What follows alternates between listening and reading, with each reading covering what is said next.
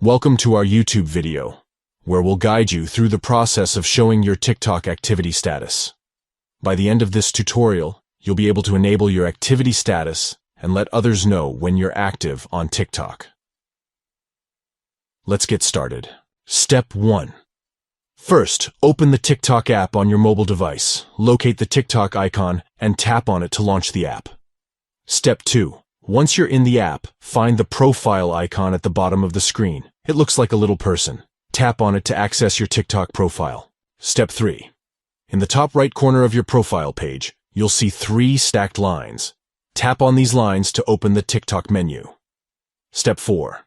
Within the menu, you'll find various options. Look for the Settings and Privacy option and tap on it. This will take you to the Settings and Privacy section of your TikTok account. Step 5.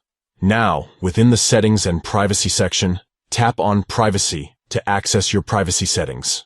Step 6. Scroll down until you find the Activity Status option.